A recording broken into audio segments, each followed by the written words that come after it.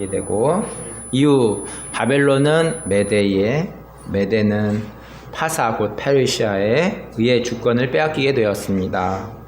그 가운데 예레미야서나 다니엘서를 통해서 하나님께서 이스라엘을 포로기에 있는 그들을 70년 만에 다시 회복시킬 것을 예언하였습니다. 바벨론에 의해 나라를 잃은 유다는 하나님의 말씀대로 메대를 거쳐 파사 곧 페르시아의 때에 다시 예루살렘 성전을 짓게 됩니다. 에스라 1장 1절 말씀입니다. 바사왕 고레스 원년에 여호와께서 여호와의 입을 통하여 하신 말씀을 이루려고 바사왕 고레스의 마음을 감동시키심에 그가 온 나라에 공포도 하고 조서도 내려 이르되 2절 바사왕 고레스는 말하노니 하늘의 하나님 여호와께서 세상 모든 나라를 내게 주셨고 나에게 명령하사 유다 예루살렘에 성전을 건축하라 하셨나니 유다 사람들이 다시 예루살렘에 가서 첫 번째 하는 일은 성전을 건축하는 일이었습니다. 첫 번째로 성전을 건축하는 것은 모든 일의 시작은 하나님께 예배드리는 것이며 하나님을 첫 번째로 두고 살아가는 것을 말씀하고 있는 것입니다. 이스라엘이 왜 망했었습니까? 그것은 하나님을 첫 번째로 두고 살지 않았기 때문입니다. 오래전에 이스라엘이 애굽에 나올 때에도 모세를 통하여서 하나님께서 모세에게 10가지의 계명을 주셨습니다. 그중 첫 번째 계명이 중요한데 그것은 나 외에 다른 신을 두지 말라는 것입니다.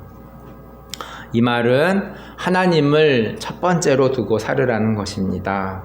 지난 다니엘서 말씀을 통해서도 이 세상을 다스리는 분은 하나님이심을 알게 되었습니다. 우리가 믿든지 안 믿든지 세상은 하나님의 말씀대로 흘러갑니다. 페르시아 파사 고레스 왕을 통해서 다시 성전을 건축하라 명령이 있었고 이스라엘은 어떻게 움직였을까요? 5절 이에 유다와 베냐민 족장들과 제사장들과 레위 사람들과 그 마음이 하나님께 감동을 받고 올라가서 예루살렘에 여호와의 성전을 건축하고자 하는 자가 다 일어나니 7절 고레스 왕이 또 여호와의 성전 그릇을 꺼내니 옛적에 느부갓네살이 예루살렘에서 옮겨다가 자기 신들의 산당에 두었던 것이라.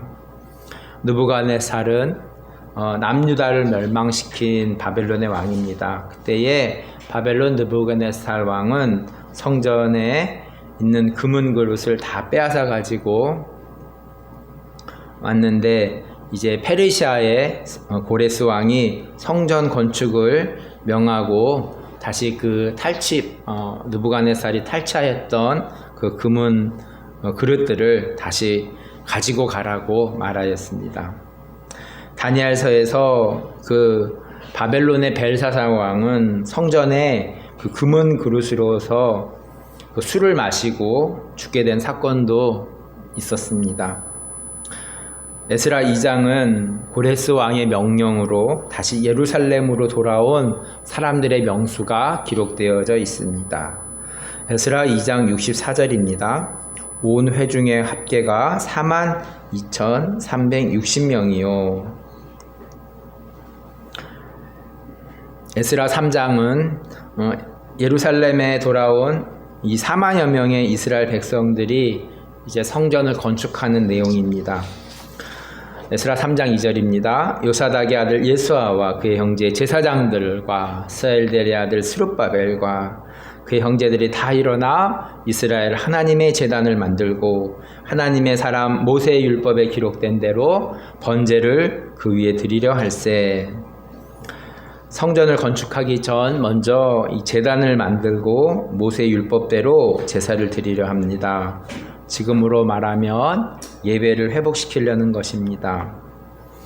그런데 에스라 4장에서부터는 성전 건축을 방해하는 자들이 등장합니다. 에스라 4장 5절입니다. 바사왕 고레스 시대부터 바사왕 다리오가 즉위할 때까지 관리들에게 뇌물을 주어 그 계획을 막았으며 6절 또 아하수에로가 즉위할 때에 그들이 글을 올려 유다와 예루살렘 주민을 고발하니라. 7절 아닥사스 때에 비슬람과 미르드르닷과 다부엘과 그의 동료들이 바사왕 아닥사스다에게 글을 올렸으니 그 글은 아람 문자와 아람 방언으로 써서 진술하였더라.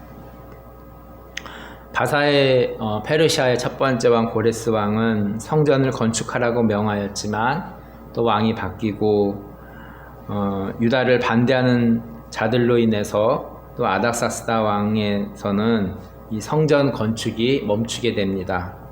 4장 24절입니다. 이에 예루살렘에서 하나님의 성전 공사가 바사왕 다리오 2년까지 중단되니라. 계속해서 성전이 중단될까요? 스가랴 5장 1절입니다. 선지자들 곧 선지자 학개와 이도의 손자 스가랴가 이스라엘의 하나님의 이름으로 유다와 예루살렘에 거주하는 유다 사람들에게 예언하였더니, 유다 사람들에게 지도자가 있었습니다. 선지자 학개와 스가랴입니다. 먼저 학개 선지자는 어떤 예언을 하였을까요? 학개 1장 1절입니다. 다리오 왕 제2년 6째 달 곧 그 달 초하루에 여호와의 말씀이 선지자 학개로 말미암아 스엘델의 아들 유다 총독 스룹바벨과 여호사닥의 아들 대제사장 여호수아에게 임하니라. 이르시되 9절 너희가 많은 것을 바랐으나 도리어 적었고 너희가 그것을 집으로 가져갔으나 내가 불어버렸느니라. 나 만군의 여호와가 말하노라. 이것이 무슨 까닭이냐. 내 집은 황폐하였을 때 너희는 각각 자기 집을 짓기 위하여 빨랐음이라.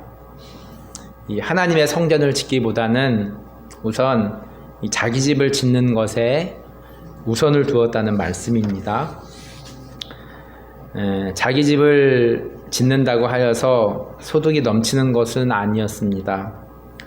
성전을 짓는데 방해가 있으니 방해를 돌파하려는 생각보다는 핑곗거리로 삼아서 성전 짓는 것을 중단한 것이라고 생각됩니다. 우리의 신앙생활 가운데서도 하나님을 우선으로 생각하는 삶에서 또 방해하는 일이 발생되었을 때에 예배를 중단하는 것은 무엇이 있을까요?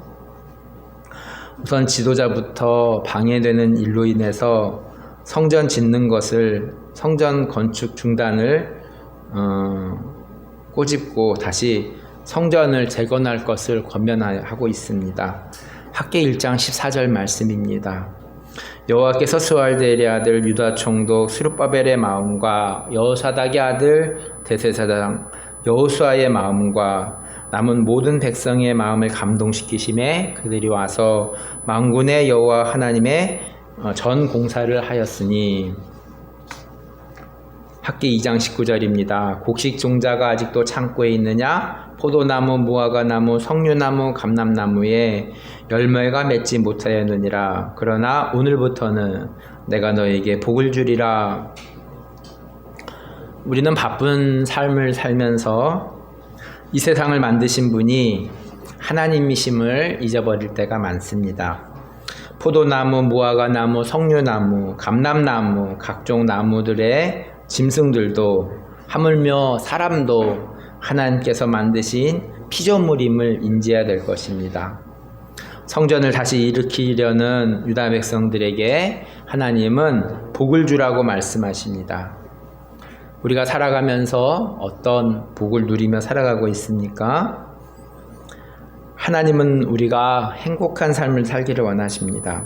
그 행복의 삶의 시작은 성전 짓는 데서부터 시작되는 것을 말씀을 통해서 우리가 알 수 있습니다. 매주일 각 나라 말로 성경을 읽는 것이 성전을 짓는 첫 걸음일 수 있고, 매주일 주보의 문제들을 풀고 말씀을 적는 것이 성전을 짓는 첫 걸음입니다. 하나교회가 성전을 짓기 위해서 내디뎌야 할 첫 걸음은 무엇이 있을까요? 우리에게 주실 복들을 기대하면서 누리며 살아가는 하나 가족들이 되기를 기도합니다. 아멘. 말씀을 기억하면서 우리 함께 기도하는 시간 갖도록 하겠습니다. 에스라서를 살펴보면서 바사왕 고레스의 원년에 70년이 차고 다시 예루살렘에 돌아가서 성전을 지으라고 말씀을 듣습니다. 다시 예루살렘에 돌아간 사람들은 4만여 명 정도 됩니다.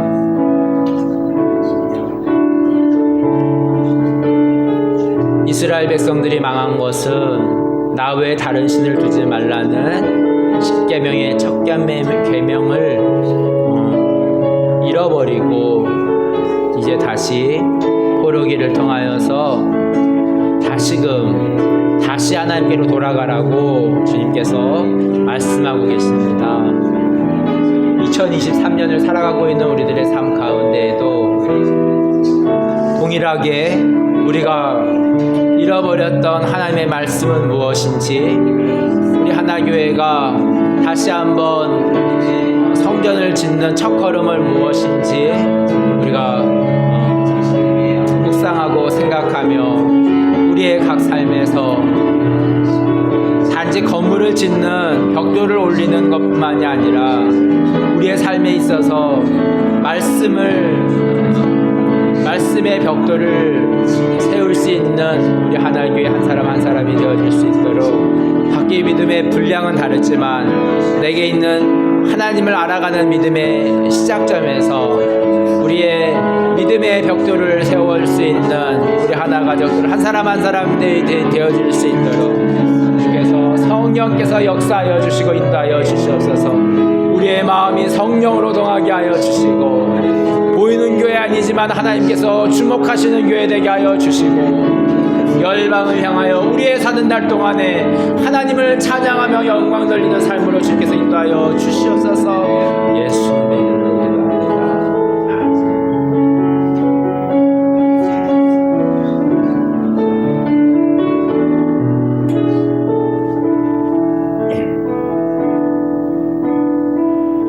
함께 찬송 부르겠습니다.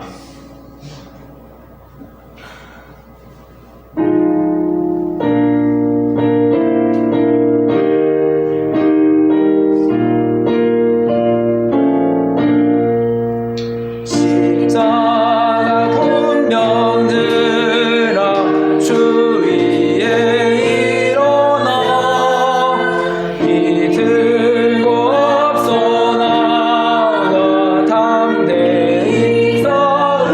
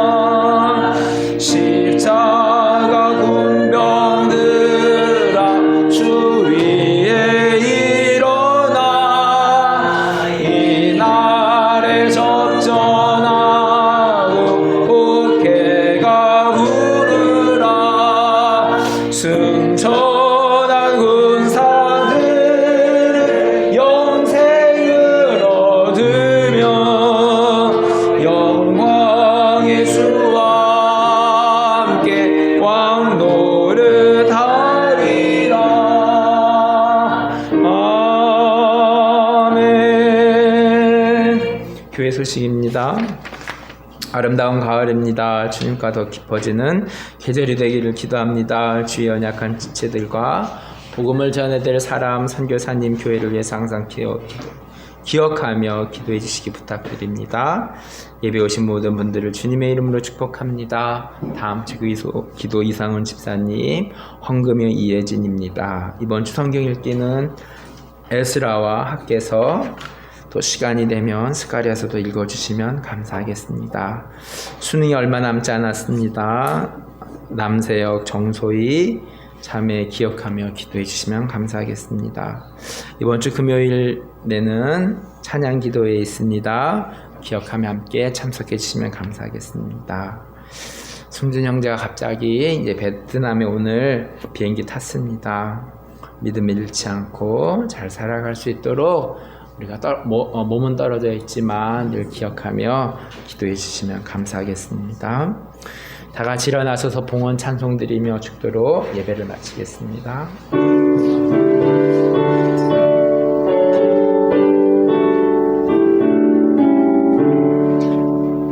내게 있는 모든 것을 아낌없이 드리네. 사랑하고 의지하며 주만 따라 살리라. 주께 드리네. 주께 드리네. 사랑하는 구주 앞에 모든 아멘. 자녀로, 예배자로, 주의 군사로, 선교사로 불러주심 감사합니다. 우리의 영적 감각에 무뎌지지 않게 하시고 날마다 주님 음성 듣고 인도함 받게 주옵소서. 하나님 아버지 감사합니다. 벌써 10월 넷째 주가 되었습니다. 오곡이 풍성한 이때에 또 우리가 주의 말씀으로 더욱더 풍성하여지기를 간절히 원합니다. 연약한 자들을 주님께서 치유하여 주시고 여호와 라파의 하나님께서 치료하는 강선을 바라사 깨끗하게 치료하여 주시며 건강한 몸으로 하나님 남은 삶 하나님께 영광을 돌리는 귀한 삶으로 인도하여 주시기를 간절히 기도합니다. 특별히 오늘 승준이가 베트남에 갔습니다. 또 그의 삶을 주님께서 인도하여 주시고 또 베트남의 삶 가운데에도 주님께서 함께하여 주시며 또 하나교회가 늘 우리가 계단에 우리의 목표를 세워놓은 것 같이 열방을 향하여 복음을 전하는 하나교회인 것을 알고 또 승준이의 삶 가운데에 베트남의 삶 가운데에서도 주님께서 늘 일용할 양식으로 풍족하게 하시며 또 그의 사업이 주님 안에서 번창할 수 있기를 간절히 기도합니다. 하나님 아버지, 또 세계 곳곳에서 복음을 전하시는 선교사님들, 또 국내에서 또 복음을 전하시는 선교사님들 기억하여 주시며 우리 모두가 선교적인 마음을 갖고 하나님 아버지 주의 말씀 따라서 우리의 각 처한 곳곳에서 또한 가정에서 일터에서 학교에서 처한 곳곳에서 하나님 중심으로 하나님을 섬기며 살아가는 우리 하나 가족들 되어줄 수 있도록 주님께서 인도하여 주시기를 간절히 기도합니다.